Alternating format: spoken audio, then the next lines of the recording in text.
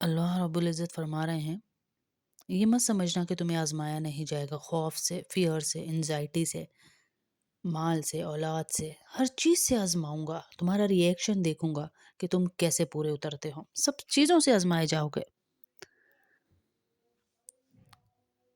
رزق کے کم ہونے سے، رزق کے کم ہونے سے اللہ فبشرہم بصابرین، اور صبر کرنے والوں پہ کو بشارت دے دو۔ یعنی صبر اور برداشت دو ڈیفرنٹ چیزیں ہیں، کہ ہم اگر صبر کریں تو ہمارا یہ حال نہ ہو، ہم کر رہے ہوتے ہیں برداشت اور ہم سمجھتے ہیں ہم صبر کر رہے ہیں۔ برداشت اس انسانی پیمانہ ہے اور صبر آسمانی پیمانہ ہے۔ جب مجھے کوئی مصیبت آئی ہے اور میں اسے ڈیل خود سے کرنا چاہ رہی ہوں تو میں برداشت کر رہی ہوں، اور جب مجھے کوئی مصیبت آئی اور میں نے اس کی بال اللہ کے کورٹ میں ڈال دی ہے کہ اللہ تو جانے، تیرا کام جانے، تو پھر میں صبر کر رہی ہوں۔ یہ صبر ہے، یہ صبر ہے۔ یعنی اگر ابھی بھی شکایات یا افسوس یا دکھ اس شخص کے بارے میں یا اس حادثے کے بارے میں ہمارے دل میں موجود ہے تو ہم برداشت کر رہے ہیں، ہم صبر نہیں کر رہے، کہ ہمارا کوئی اور راستہ ہی نہیں، نہ ماں، نہ باپ، نہ بھائی جس کے گھر ہم چلے جائیں، ہم بار بار یہ کہیں ہم تجھے برداشت کر رہے ہیں، شوہر کو کہیں، ساس کو کہیں، بیٹوں کو کہیں کہ میں تو تجھے برداشت کریں کیونکہ میرا کوئی راستہ نہیں ہے، تو پھر آپ کو صبر کا ثواب نہیں ملے گا، یہ برداشت ہے۔ صبر پتہ ہے کیا ہوتا ہے؟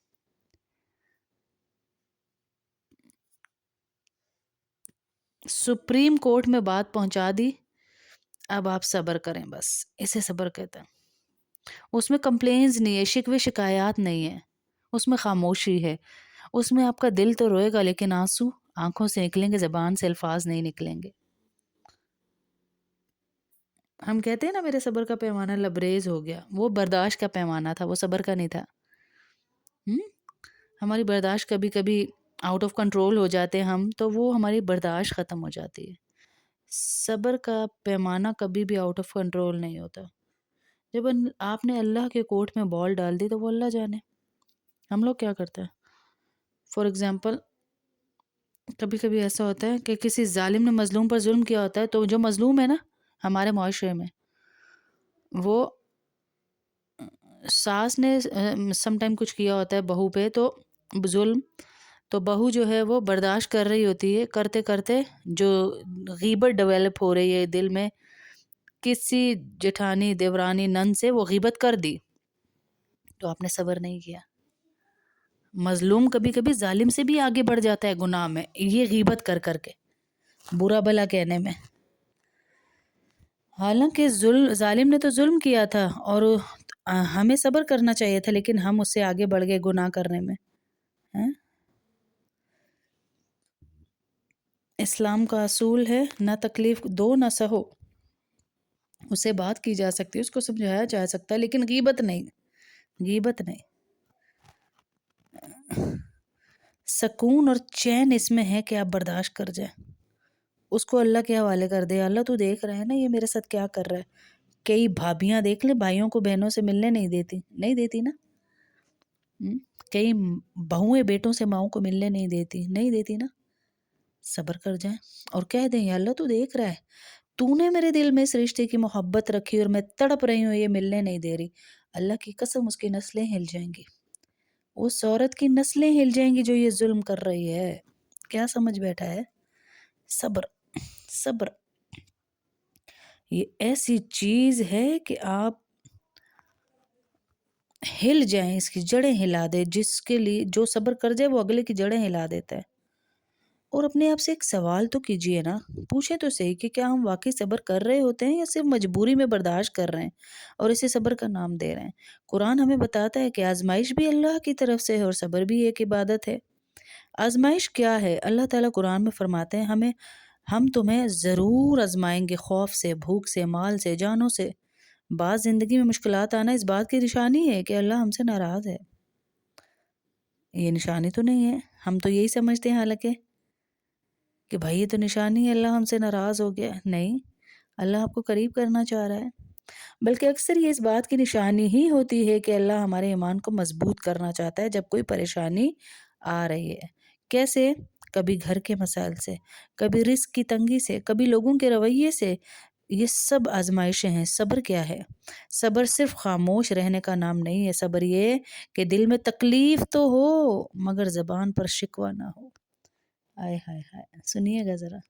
دل میں تکلیف تو ہو، دل پھٹ جائے مگر زبان پر شکوہ نہ ہو، یہ ہے صبر جی۔ یہ ہے صبر کی ایکچولی میں ڈیفینیشن۔ صبر بھی کر رہے ہو، میں تے مر گئی ہاں تیرے نال رہ کے، میرے تے نصیب ہی پھٹے گیا، او کتھے تیرے نال وج گئی میں، میری اولاد بھی انج دی، میرا جنا بھی انج دا، میرے کار بھی انج دے۔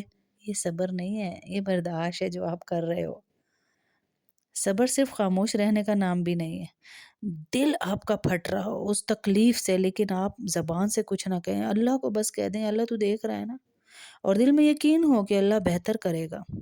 ہمارے نبی صلی اللہ علیہ وسلم نے فرمایا صبر پہلی چوٹ پر ہوتا ہے۔ یہ نہیں کہ آئی تو پھر ادھر ادھر بھاگ بھاگ کے رولا مچا کے وویلا مچا کے پھر صبر کر لیں، نہیں، پہلی چوٹ پہ، یعنی جب مصیبت آئی ہے اسی لمحے پر اللہ پر بھروسہ کرنا، یہی اصل صبر ہے۔ برداشت اور صبر میں فرق، کئی دفعہ ہم کہتے ہیں میں برداشت کر رہی ہوں لیکن دل میں غصہ، شکوہ اور شکایت بھری ہوتی ہے، یہ صرف برداشت ہی ہے۔ اصل صبر یہ کہ انسان کہے یا اللہ میں نہیں سمجھ پا رہی لیکن مجھے یقین ہے کہ آپ میرے لیے بہتر فیصلہ کریں گے، آپ میرے لیے بہتر فیصلہ کریں گے۔ عورت کے لیے خاص پیغام کیا ہے کہ گھر کی تھکن، بچوں کی ذمہ داری، لوگوں کی باتیں، یہ سب اللہ دیکھ رہا ہے۔ جو عورت آزمائش میں بھی اللہ سے جڑی رہتی ہے، اللہ اس کے لیے ایسے راستے کھول دیتے ہیں جن کا وہ تصور بھی نہیں کر سکتی۔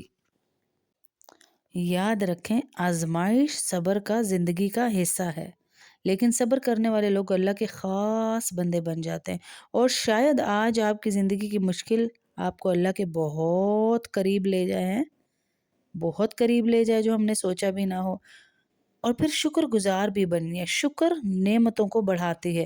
حضرت ابراہیم علیہ السلام کا چھوٹا سا واقعہ آپ کو سناؤں۔ 2 دفعہ اپنے بیٹے اسماعیل کے گھر گئے، مکے میں 2 مرتبہ۔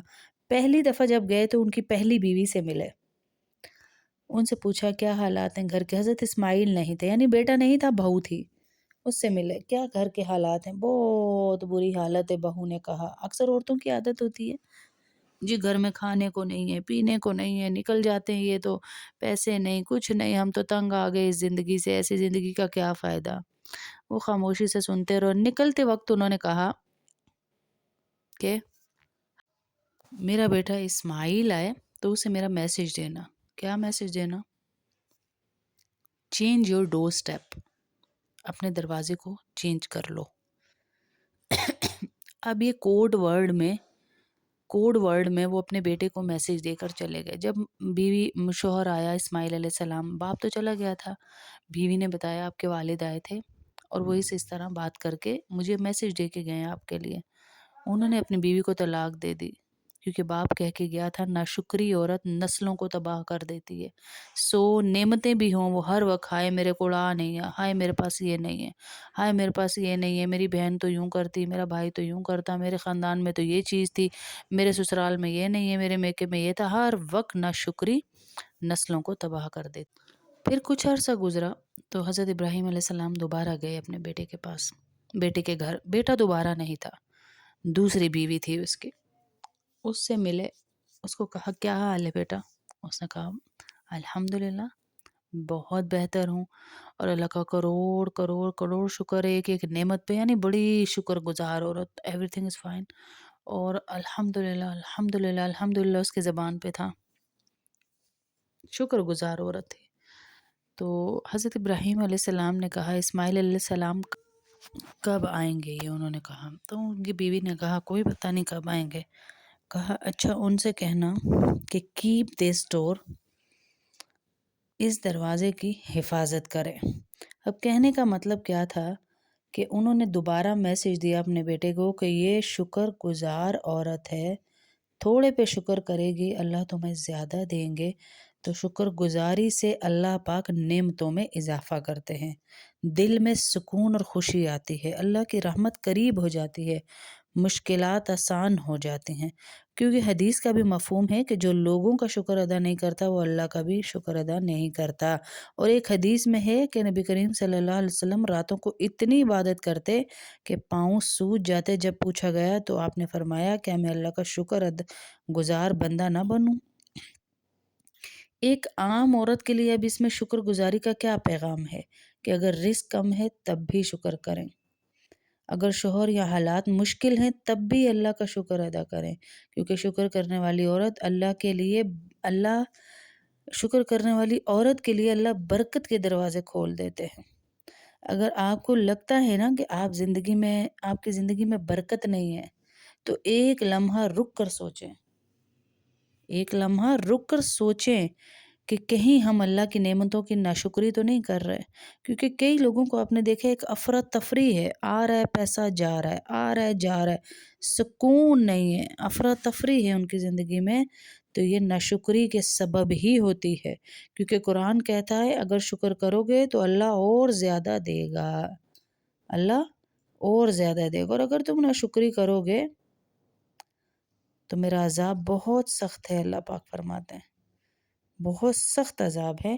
اس لیے ہم شکر گزار بنیں اور صبر کے صحیح معنی سمجھ کر صبر کریں، صبر کے صحیح معنی سمجھیں کہ صبر ایکچولی میں ہے کیا، کس کو صبر کہا گیا ہے، کیسے صبر کرنا ہے۔